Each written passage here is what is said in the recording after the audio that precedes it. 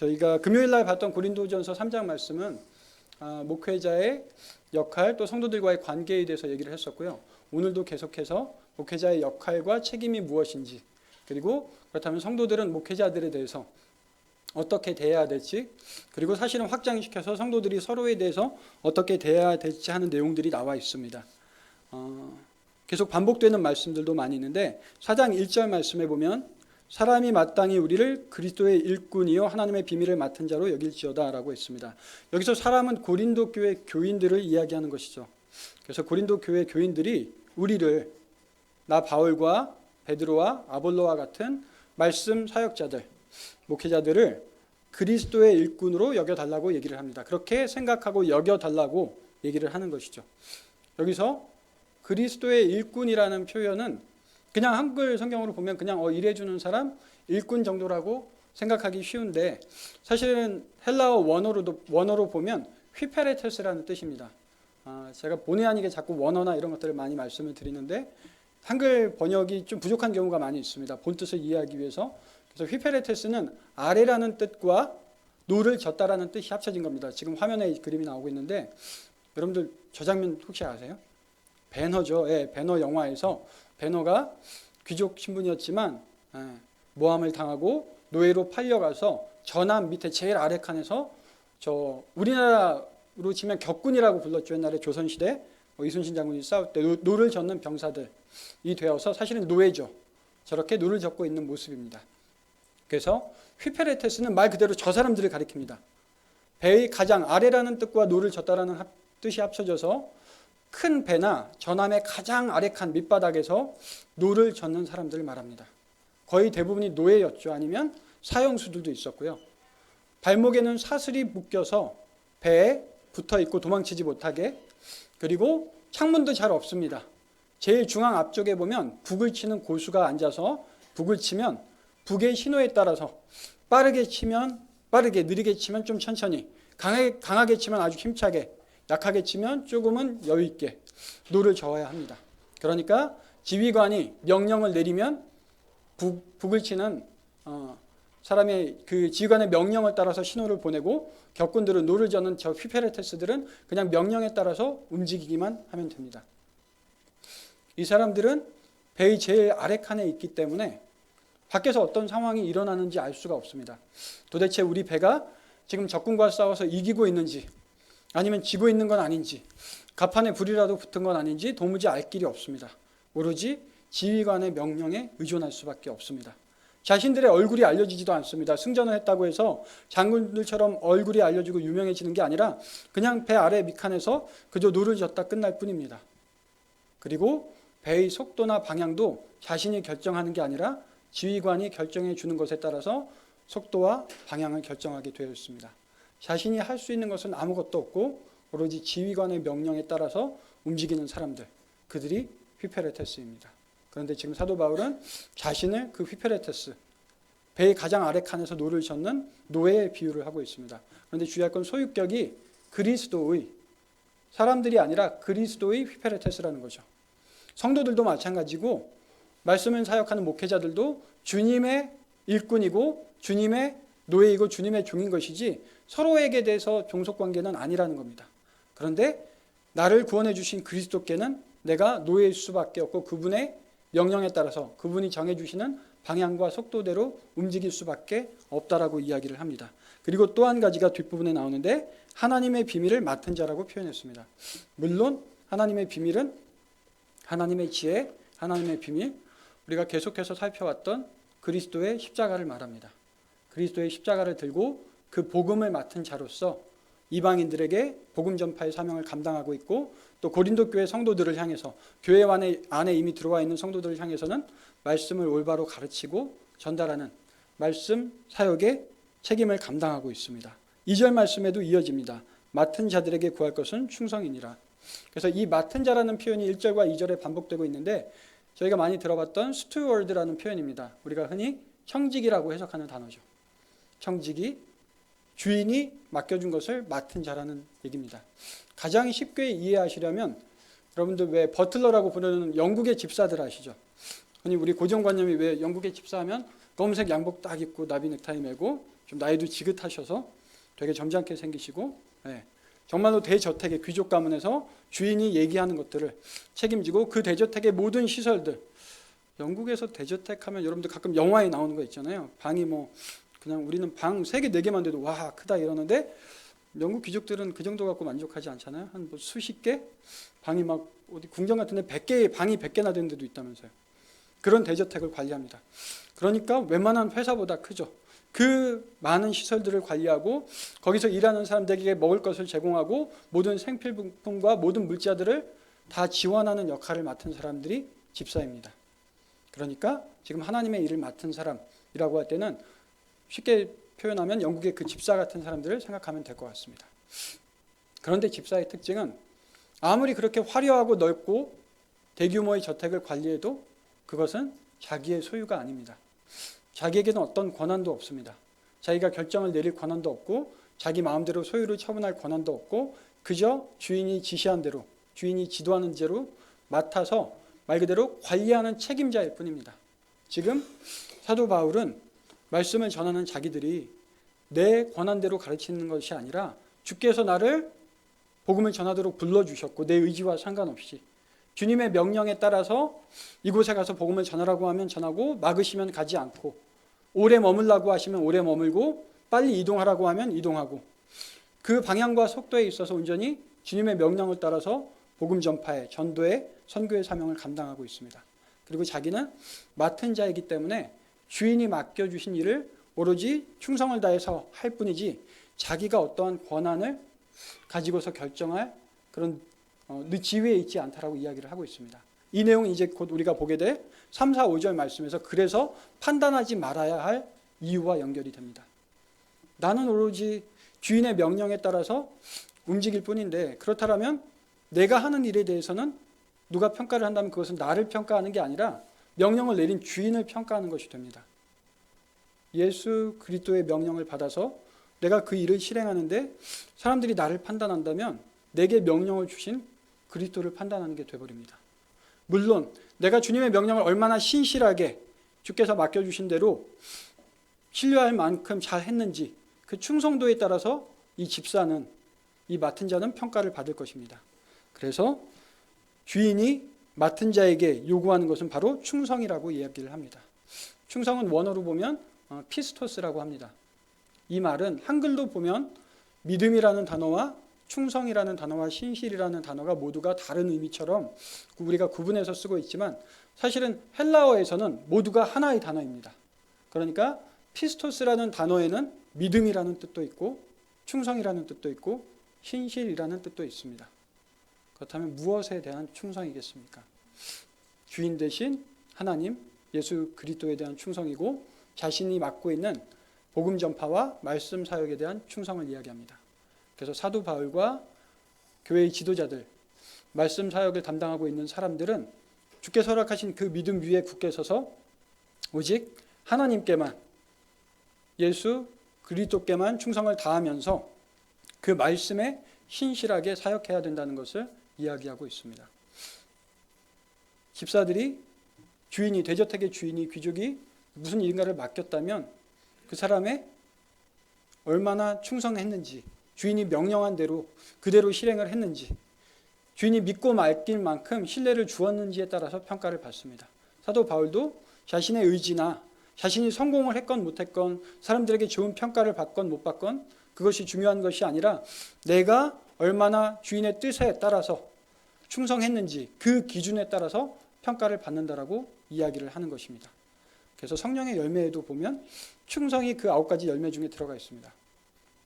뭔가를 내가 거대한 걸 해내고 성공을 하고 예를 들면 뭐 교회를 키우고 칭찬을 받고 이래야 성공한 게 아니라 내가 주께서 주신 그 명령에 따라서 그 자리를 지키고 있는 것, 내가 할 수 있는 최선을 다해서 비록 부족하지만 사람들의 눈에는 아쉬울 수 있지만 충성을 다하고 있는 것 자체가 하나의 열매라고 성경은 이야기하고 있는 것입니다.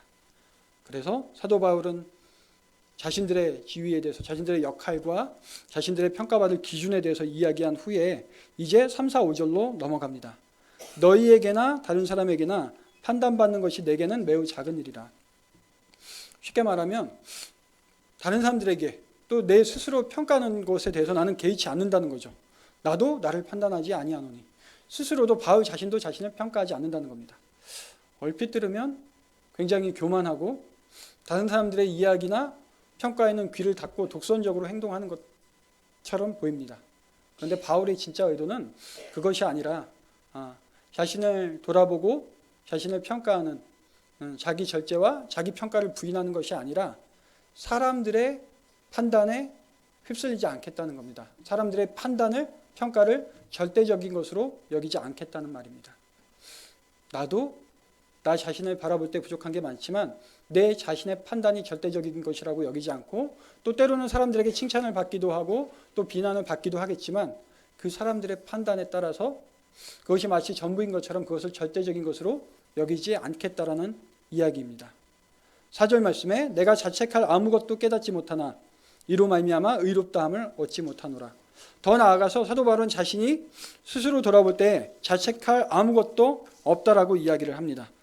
이 말도 얼핏 들으면 자신은 완전 무결하고 아무런 흠도 없고 의로운 사람인 것처럼 굉장히 교만한 것처럼 비춰집니다. 그런데 자책할 것이 없다는 이야기는 자신의 사도 바울이 자신이 최선을 다하고 주님의 명령에 순종했던 것만큼, 충성되게 지금까지 따라왔던 것만큼 신앙 양심에 비추어서 거리킬 것이 없다는 이야기입니다. 주님을 향한 자신의 신앙 양심에 비추어서 부끄러움 없이 행했다라는 거죠.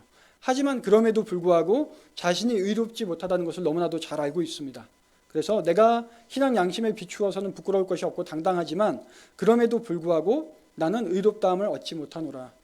이 말씀은 우리가 다 아는 것처럼 이신칭의와 연결이 돼서 자연스럽게 여기에 직접적으로 언급하지는 않았지만 예수 그리스도의 십자가를 가리키고 있습니다. 우리가 오직 믿음으로 구원받는 것처럼, 그리고 우리가 오직 믿음에 의해서 실제로는 의롭지 못하지만 하나님의 뜻에 따라서 법적으로 의롭다라고 여겨지는 것처럼 내가 오직 그리스도의 십자가에 의존해서만 의로울 수 있다라고 이야기를 합니다.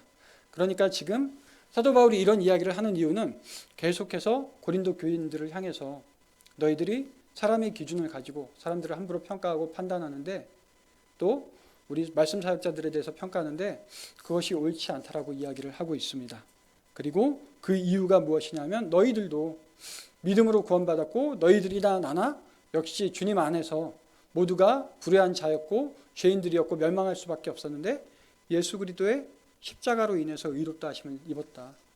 우리 모두는 주님의 기준에 따라서 우리의 신앙 양심에 따라서 각자에게 맡겨진 일을 하는 것이지 서로를 함부로 속단하고 평가하면서 교회를 분열시키고 교회를 갈라지게 하는 것은 옳지 않다라고 이야기를 하고 있습니다.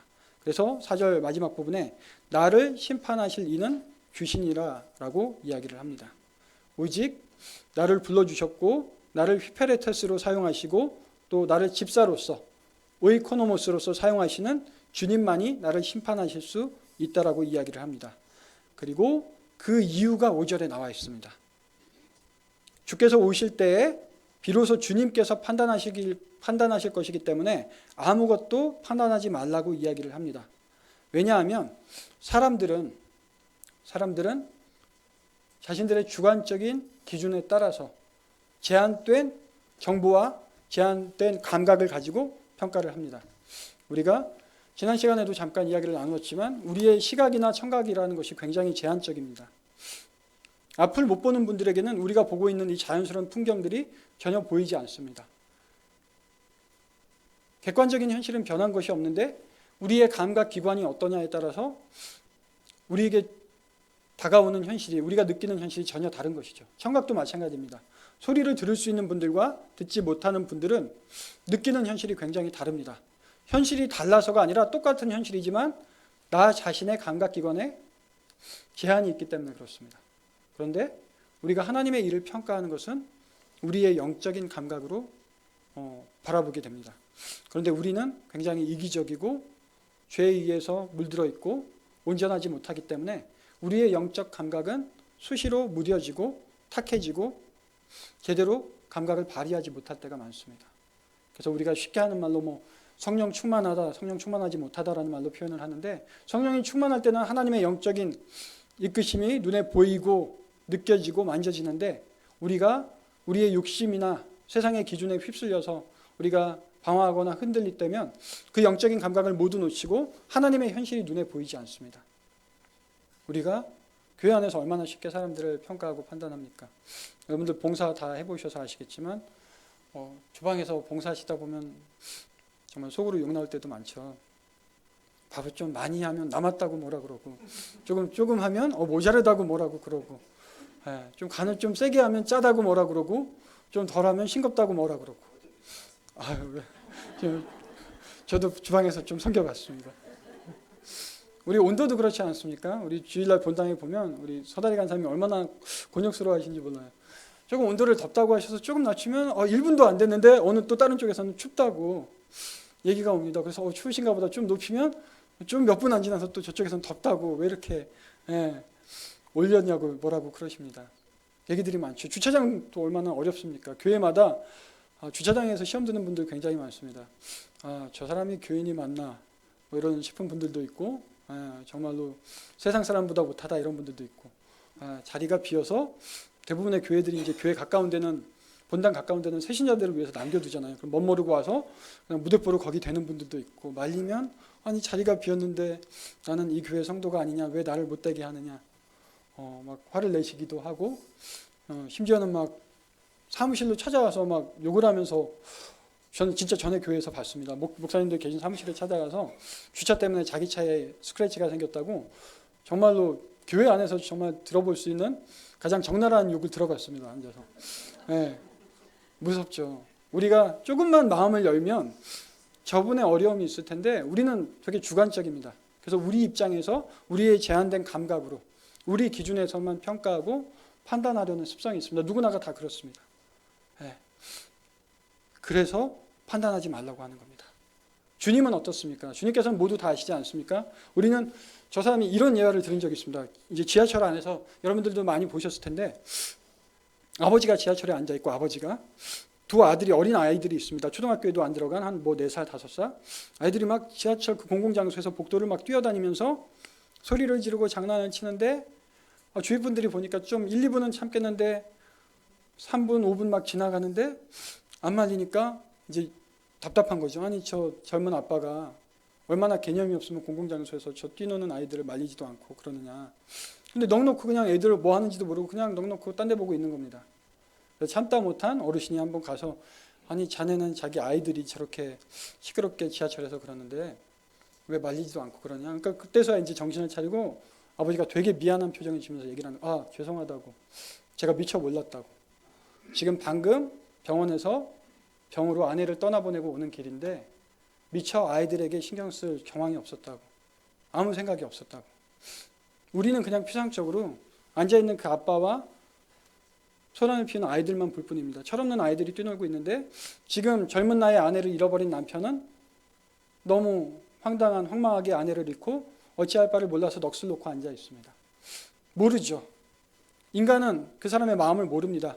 물론 특별한 경우이긴 하지만 우리가 사람을 판단할 때 그 사람의 과거에 어떤 아픔이 있고 역사가 있었는지, 지금 왜 저런 행동을 하는지, 지금 저 사람이 어떤 상황에 있기 때문에 저 이야기를 하는지, 우리는 그 사람이 표현하지 않으면, 심지어 표현하더라도 그 사람의 모든 상황을 알 수 없기 때문에 우리의 판단과 우리의 기준은 너무나도 속절없이 불완전할 뿐입니다. 그런데 우리는 수시로 마치 내 판단이 가장 객관적이고 정확하고 옳은 것처럼 착각할 때가 너무나도 많습니다. 그래서 우리의 기준만으로 사람들을 함부로 평가하고 판단하고 잣대를 들이밉니다. 그런데 하나님의 눈으로 보면 얼마나 우습겠습니까? 마치 장님이 멀쩡한 사람을 자기가 길을 인도하겠다고 안내하는 것처럼 우리의 영적인 감각은 너무나도 제한적이어서 사람들의 실타리처럼 얽힌 관계를 알지도 못하고, 앞으로 내일 당장 무슨 일이 일어날지도, 1시간 뒤에 무슨 일이 일어날지도 알지 못하고, 하나님께서 왜 이런 문제를 해결하시고 이 문제 뒤에 어떤 더 큰 문제가 또는 어떤 축복이 기다리는지도 알지 못하는데, 우리는 지금의 현상만을 가지고 굉장히 불완전하고 주관적으로 판단을 내립니다. 하지만 모든 것을 아시는, 시간과 공간을 초월해서 개인의 역사는 물론 온 나라의 역사와 앞으로 이루어질 일들과 각 사람의 개인의 과거와 그 사람의 속마음과 어둠 속에 감추어진 것들, 그 사람의 동기를 아시는 하나님께서는 그렇게 쉽게 판단하지 않으십니다. 마치 슈퍼컴퓨터가 알파고가 마치 바둑 대결을 하는 것처럼 수십 가지, 수백만 가지의 경우의 수를 두고 다 비교해봐서 최적의 경로를 찾는 것처럼 그것보다도 더 섬세하게 하나님께서는 이미 모든 경우의 수를 생각해 보시고 하나님의 자녀들에게 사실상 최선의 선택을 보여주십니다. 그런데 우리는 우리의 제한된 감각만 갖고 마치 하나님이 틀렸다라고, 그건 아니다라고 참으로 어리석게 이야기할 때가 얼마나 많습니까? 그래서 5절 말씀에서 그 이유 때문에 오직 감추인 것을 드러내고 마음의 뜻을 나타내시는 주님만이 공정하게 판단하실 수 있다라고 이야기를 합니다. 그래서 우리 인간이 서로를 교회 안에서 성도들이 말씀을 전하는 주님께 말씀 사역을 위임받은 사역자들을 또는 성도들 서로 간에, 물론 사역자도 마찬가지입니다. 성도들을 바라볼 때에 함부로 그분의 지금의 어떤 특정한 상황만을 보고 속단하거나 쉽게 판단할 수 없다는 거죠. 그런데 우리의 현실은 어떻습니까? 우리는 어쩔 수 없이 서로를 평가하고 판단하고 또 평가받아야 되는 그런 상황이 있습니다. 오늘도 우리 고등부 아이들은 9월 4일 모의고사를 치렀습니다. 자신이 공부한 것에 대해서 평가를 받았죠. 세상은 우리를 끊임없이 평가하도록 만들고 판단합니다. 우리도 살아가면서 어쩔 수 없이 직원을 뽑기 위해서도 이 프로젝트가 옳을지 어떨지, 또 이 프로젝트를 잘했는지 못했는지 부하 직원을, 동료를 평가하기도 하고 판단하도록 요구받습니다. 그래서 오늘 말씀은 전혀 판단하지 말라는 그런 비현실적인 말이 아니라 우리가 부득이하게 판단하고 평가하면서 살아갈 수밖에 없지만 그럼에도 불구하고 적어도 우리의 판단이 얼마나 제한적이고 얼마나 주관적이고 얼마나 불완전한지를 잊지 말고 오직 가장 공정하게 절대적으로 완전하게 평가하실 분은 주님밖에 없기 때문에 우리의 판단의 결과에 대해서 마음을 열어놓으라는 이야기입니다. 판단하기 전에 한 번 더 생각하고 쉽게 속단하지 말라는 이야기입니다. 그리고 우리는 모두가 사역자들뿐만 아니라 예수 그리스도의 휘페레테스로서, 노를 젓는 자로서, 더 정확히 이야기하면 주께서 정해주시는 속도와 방향을 따라서 살아가는 사람들입니다. 속도와 방향을 우리가 정할 수 없습니다. 주님이 정해주신 대로 우리가 빨리 가고 싶어도 느리게 조금 기다리라고 말씀하실 때도 있고, 우리는 이 길로 가고 싶은데 주님께서는 저 길로 가라고 길을, 방향을 틀어주실 때도 있습니다. 지금 비가 계속 내리고 태풍 링링이 다가오고 있어서 우리가 그 속도와 방향에 관심을 두고 있습니다. 우리나라를 좀 비켜갔으면 좋겠다 생각하기도 하고, 속도가 좀 늦춰져서 강도가 좀 약해져서 큰 피해를 입는 분들이 없었으면 좋겠다 이야기를 합니다. 인생에서 굉장히 속도와 방향이 중요한 것이 맞는데 크리스찬에게 있어서는 사실은 그 속도와 방향조차도 내가 정하는 것이 아니라 주께서 정해 주셔야 된다는 것입니다. 주께서 우리 인생을 향해서 최적의 경로로 정해 주시는 그 속도와 방향을 따라서 살아가야 합니다. 그리고 주님 앞에서, 하나님 앞에서, 우리 헬라어는 아니지만 라틴어 중에 여러분들 잘 아시는 코람 데오라는 표현이 있습니다. 데오는 데우스, 하나님을 뜻하죠. 우리가 그래서 사람이 아니라 하나님 앞에서 살아간다는 겁니다. 사람을 함부로 판단해서도 안 되고, 또 거꾸로 우리가 사람들에 의해서 함부로 판단받거나 거기에 좌지우지되거나 주눅들 필요도 없다는 겁니다. 우리가 하나님 앞에서 살아간다면, 하나님의 기준을 의지하고 살아간다면 사람들이 아무리 칭찬을 해도 내 마음의 중심을 볼 때 내가 나의 마음을 아는데 하나님 앞에서 볼 때 내 마음에 불순한 마음이 있고 내 안에 다른 생각이 있었다면 부끄러울 수밖에 없고 겸손할 수밖에 없습니다. 또 반대로 사람들이 아무리 비난을 하고 나를 책망하고 꾸짖더라도 내가 하나님 앞에 비추어서 부끄러움 없이 최선을 다했고 그것이 지금의 결과라면은 주눅들거나 낙심할 필요가 없이 나를 바라보시는 내 마음의 동기와 진심을 보시는 하나님 앞에서 흔들림 없이 그 길을 뚜벅뚜벅 걸어갈 수 있다는 거죠. 그래서 우리는 쉽게 주님 안에 있는 다른 형제들을, 지체들을 판단해서도 안 되고, 우리가 판단받을 때 그 판단에 의해서 흔들리거나 낙심할 필요가 없습니다. 온전하신 주님께서 우리의 마음의 동기와 우리의 속사람, 우리의 의도와 우리가 행하는 모든 일들의 이유를 아시는 하나님께서 객관적으로 공정하게 판단해 주실 것이기 때문에 그렇습니다. 그래서 오늘 이 수요 저녁에 이 자리에 나와서 예배하시는 우리 모든 신도분교회 지체들께서도 성도님들께서도 이제 인생의 계획과 또 방향과 속도를 정하실 때 다시 한번 하나님께 묻고 내가 지금의 속도가 너무 빠른 것은 아닌지 또는 내가 너무 두려워서 떨면서 느리게 가고 있는 것은 아닌지 내가 내 욕심에 이끌려 잘못된 방향으로 나아가고 있는 것은 아닌지 하나님께서 진정 나에게 원하시는 방향이 무엇인지 한 번 더 점검해 보셨으면 좋겠습니다. 또 우리가 서로를 바라볼 때 주님의 그 십자가 아래에서 주께서 보여주신 사랑 가운데서 서로를 좀 더 용납하고 긍휼히 여기는 마음으로 바라볼지언정 우리의 지극히 얄팍하고 제한적인 기준을 가지고 나의 불완전한 감각을 가지고 형제들을 함부로 판단하거나 비판하거나 정죄하는 일이 없었으면 좋겠습니다.